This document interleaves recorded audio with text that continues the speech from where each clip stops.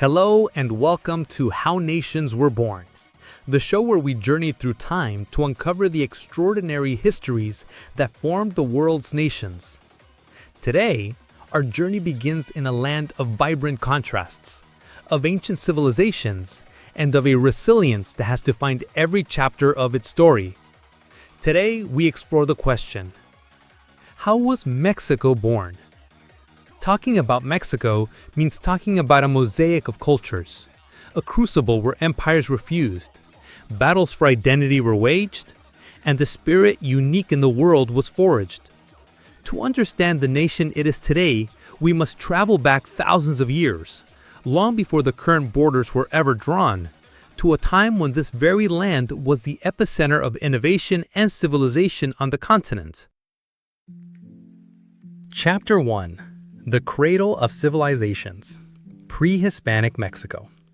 Our story begins not with the founding of a country, but with the flourishing of multiple worlds. Over 20,000 years ago, the first hunter-gatherers arrived in the land we now know as Mexico. But it was the agricultural revolution, the mastery of corn, beans, and squash, that allowed these nomadic peoples to settle and give rise to one of the 6 cradles of civilization in human history, Mesoamerica. The first great culture to leave an indelible mark was the Olmecs in the humid jungles of the Gulf Coast around 1500 BC. Often called the mother culture, the Olmecs laid the foundations for the civilizations that would follow. They developed a writing system, a calendar, and monumental art, like these incredible colossal heads, portraits of their rulers whose transportation and carving remain an astonishing mystery. Their influence spread throughout the region, like a cultural seed that would germinate in spectacular ways. And one of those germinations was simply monumental.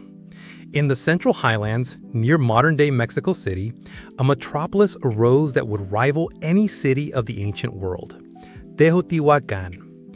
At its peak, around 450 AD, it was one of the largest cities on the planet, home to over 100,000 people.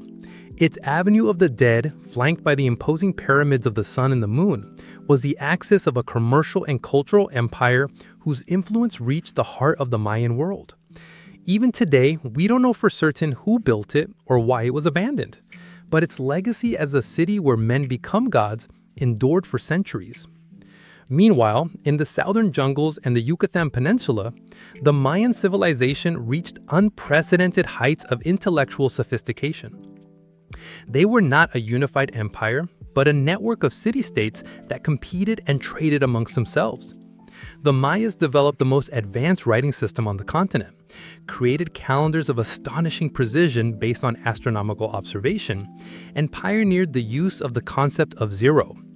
Their cities, like Palenque or Chichen Itza, were centers of knowledge and power, ruled by kings who were intermediaries between the earthly world and the cosmos. After the collapse of these great centers, new powers emerged. Toltecs, Zapotecs, Mixtecs all left their mark. But in the early 14th century, a nomadic people, who according to legend came from a mythical land called Aztlan, arrived in the Valley of Mexico. They were the Mexica. Guided by their god Huitzilopochtli, their prophecy told them to found their city where they found an eagle devouring a serpent perched on the prickly pear cactus. And in 1325, on an islet in the middle of Lake Texcoco, they found it. There they founded Mexico Tenochtitlan. What began as a humble city was transformed in less than 200 years into the capital of one of the most powerful empires in the Americas. Through a triple alliance with the cities of Texcoco and Tlacopan, the Mexica, whom we commonly call the Aztecs, dominated hundreds of peoples throughout Mesoamerica, demanding tribute and building a dazzling capital. Tenochtitlan was a marvel of engineering, with causeways, aqueducts, and chinampas, floating gardens that fed a population of over 200,000. It was a vibrant and complex world, but its existence was about to be cut short by a force that would change the continent forever. Chapter 2. The Clash of Two Worlds, Conquest and Viceroyalty. In 1519, while the Mexica Empire was at the height of its power under the command of the Tlatoani Moctezuma II, a Spanish expedition led by a man named Hernán Cortés landed on the shores of Veracruz. This was not the first contact, but it was the most decisive. Cortés brought with him not only men, horses, and firearms, but also unbridled ambition and a remarkable skill for political strategy. Cortés's genius lay in quickly understanding the empire's political fractures. He allied himself with peoples like the Tlaxcalans, sworn enemies of the Mexica, who saw in the Spaniards an opportunity to free themselves from the yoke of Tenochtitlan. The conquest was not simply a story of Spaniards against indigenous peoples. It was a Mesoamerican civil war catalyzed and led by the newcomers. The initial encounter was peaceful, almost surreal. Moctezuma welcomed Cortés into Tenochtitlan, but tensions quickly escalated, leading to the arrest of the emperor and a massacre at the Templo Mayor by the Spanish. This sparked a massive rebellion that expelled the conquistadors on the so-called Noche Triste, the sad night. But Cortés regrouped. With thousands of Tlaxcalan allies, he returned and besieged the city. The final battle was brutal. Smallpox, a disease unknown in the Americas brought by the Europeans, decimated the population. Finally, on August 13, 1521, after a heroic defense led by the last Tlatoani, Cuauhtémoc, Tenochtitlan fell. Upon the ruins of the Aztec capital, the Spanish began to build a new city, the capital of the Viceroyalty of New Spain. This marked the beginning of 300 years of colonial rule. The clash of worlds gave way to a forced fusion. The Spanish language and the Catholic religion were imposed, but indigenous roots never disappeared. They blended, creating a cultural syncretism that would define Mexico forever. New Spain became the jewel of the Spanish Empire. Its mines, especially the silver ones in Zacatecas and Guanajuato, flooded Europe and Asia with wealth.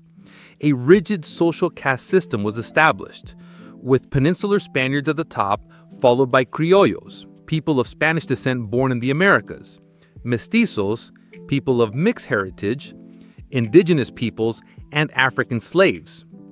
Despite the oppression, this mixing of bloodlines and cultures gave rise to a new identity. Food, art, music, everything began to reflect this new mestizo reality. The Virgin of Guadalupe, for example, became a symbol that united Catholic beliefs with indigenous devotion. But in the heart of this new society, especially amongst the criollos, a sense of grievance and a yearning for self-governance was growing. Chapter 3. The Cry of Freedom, Independence. In the early 19th century, the ideas of liberty, equality, and the rights of man crossed the Atlantic. The successful independence of the United States and the French Revolution demonstrated that change was possible. When Napoleon Bonaparte invaded Spain in 1808 and deposed King Ferdinand VII, a power vacuum was created that the criollos of New Spain saw as their golden opportunity. The spark of rebellion was ignited in the Bajío region, Mexico's breadbasket. In the small town of Dolores, a criollo priest named Miguel Hidalgo y Costilla, who was part of a conspiracy, found himself discovered. Instead of fleeing, in the early morning of September 16, 1810, he rang his church bells and issued a call to arms. But his cry was not just for independence. It was a call for social justice, raising a banner of the Virgin of Guadalupe and crying out for an end to bad government and the abolition of slavery. What followed was a bloody and chaotic 11-year war. Hidalgo's army, a massive horde of peasants and indigenous people, was eventually defeated, and he was executed. But the flame was not extinguished. Leadership was taken up by another priest, José María Morelos y Pavón, a brilliant military strategist who more clearly defined the goals of the insurgency. After Morelos' execution, the struggle became a guerrilla war, led by figures like Vicente Guerrero. Independence, however, came in an unexpected way. In 1821, Agustín de Iturbide, a royalist criollo commander who had fought against the insurgents, decided to switch sides. He made a pact with Vicente Guerrero in the famous Embrace of Acatempan, and together they proclaimed the Plan de Iguala, which established Mexico as an independent, Catholic, constitutional monarchy. On September 27, 1821, the Army of the Three Guarantees marched triumphantly into Mexico City. After 300 years, Spanish rule had ended. Chapter 4. The Search for a Nation. The 19th Century and Revolution. Birth was only the first step. Independent Mexico faced monumental challenges. The economy lay in ruins, society was deeply divided, and there was a complete lack of political experience. Iturbide's brief empire failed, giving way to a federal republic constantly plagued by instability, coups d'etat, and a struggle between two factions: the liberals, who sought a federal, secular, and modern republic, and the conservatives, who advocated for a centralist government and the preservation of the privileges of the church and the army. This internal weakness was exploited by foreign powers. In 1836, Texas seceded. Then came the most devastating blow, the war with the United States. After the defeat in 1848, Mexico was forced to cede more than half of its territory, what is now California, Nevada, Utah, Arizona, New Mexico, and parts of other states. This deep wound scarred the national psyche and fueled a strong nationalist and anti-interventionist sentiment. From this era of crisis emerged one of Mexico's most revered figures, Benito Juárez, a lawyer of Zapotec origin who led the liberals. With his reform laws, he sought to separate church and state and modernize the country. His presidency was interrupted by another foreign intervention, this time from France, which with the support of Mexican conservatives imposed a European emperor, Maximilian of Habsburg.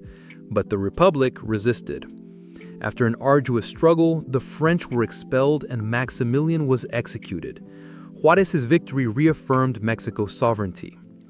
After Juárez's death, one of his generals, Porfirio Díaz, took power and ruled for more than 30 years in a period known as the Porfiriato. Díaz brought order, stability, and unprecedented economic modernization. Railroads were built, foreign investment was encouraged, and Mexico was integrated into the global economy. But this progress came at a very high cost. It was achieved through political repression and brutal social inequality. Wealth was concentrated in the hands of a few, while the majority of the population lived in poverty, tied to the haciendas.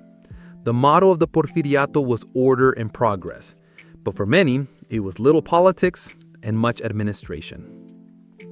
The accumulated discontent erupted in 1910. Francisco I. Madero, an idealistic landowner, called for an insurrection against the re-election of Díaz.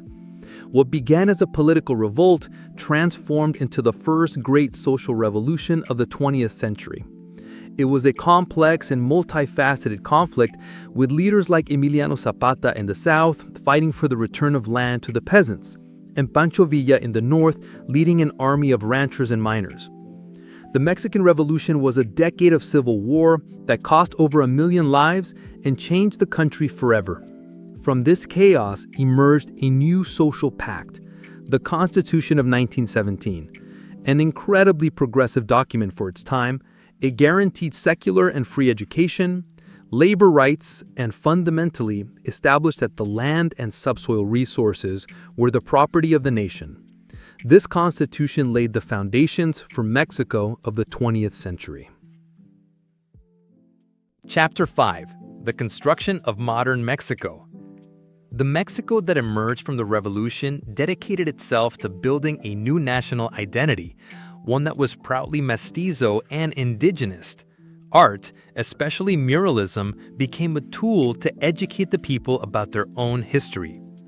The cinema experienced a golden age that captivated all of Latin America. And in 1938, President Lázaro Cárdenas made one of the most momentous decisions in the country's history: the oil expropriation, nationalizing the industry and turning it into a symbol of sovereignty. The mid-20th century decades were a period of sustained economic growth, the so-called Mexican miracle. The country industrialized, the middle class grew, and Mexico projected itself onto the world stage as a modern nation, hosting the Olympic Games in 1968. However, this development was not without political authoritarianism. Conclusion and legacy.